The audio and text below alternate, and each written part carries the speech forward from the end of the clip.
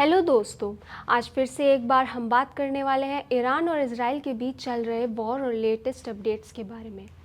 इस ongoing conflict के circumstances काफ़ी हद तक इंटेंसिफाई हो गए हैं, जो कि ग्लोबल कंसर्न रेज कर रहे हैं।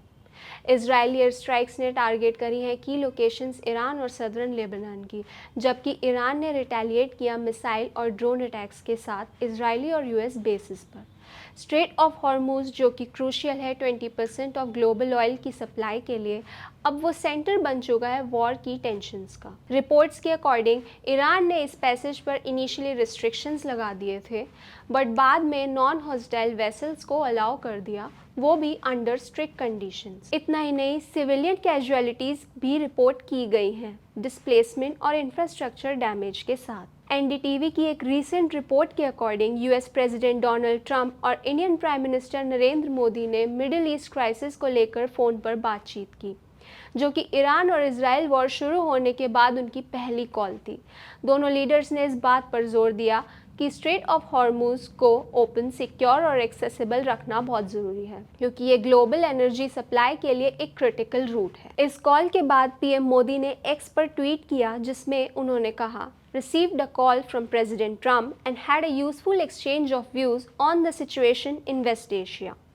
India supports de-escalation and restoration of peace at the earliest, ensuring that the Strait of Hormuz remains open, accessible, and secure is essential for the whole world.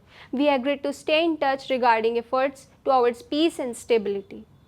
German media outlet की एक report के according German president Frank Walter Steinmeier ने इस war को strongly criticise किया और इस war को पॉलिटिकली डिजास्ट्रस मिस्टेक बताया। उन्होंने आगे कहा कि ये वॉर इंटरनेशनल लॉ को वायोलेट करती है।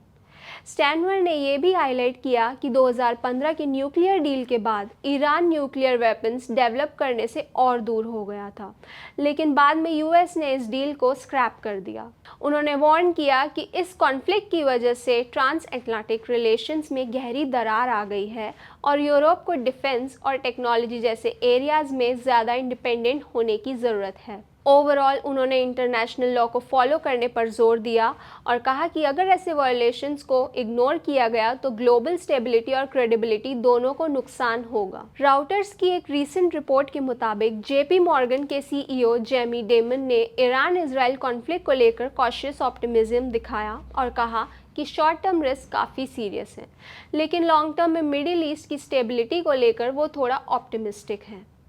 उन्होंने बताया कि इस वॉर ने ग्लोबल मार्केट्स को डिस्टर्ब किया है, ऑयल प्राइसेस बढ़ा दिए हैं और अनसर्टेनिटी भी इंक्रीज हुई है। साथ ही उनका मानना है कि ये situation Saudi Arabia, UAE, US और इजराइल जैसे रीजनल पावर्स को एक शेयर्ड गोल लास्टिंग पीस की तरफ पुश कर सकती है। डीमन ने कॉन्फ्लिक्ट की इमीडिएट आउटकम को अनप्रिडिक्टेबल बताया, लेकिन ब्रॉडर जियोपॉलिटिकल चेंजेस पर भी फोकस किया। उन्होंने यूएस की मिलिट्री प्रिपेयर्डनेस पर भी क्रिटिसिज्म किया, कहा कि डिफेंस प्रोडक्शन में वीकनेस और इस सेक्टर में ज़्यादा इन्वेस्टमेंट की ज़रूरत है। दोस्तों, ईरान इजराइल वॉर सिर्फ रीजनल कॉन्फ्लिक्ट ही नहीं बल्कि ग्लोबल इम्प्लीकेशंस वाला क्राइसिस भी बन चुका है।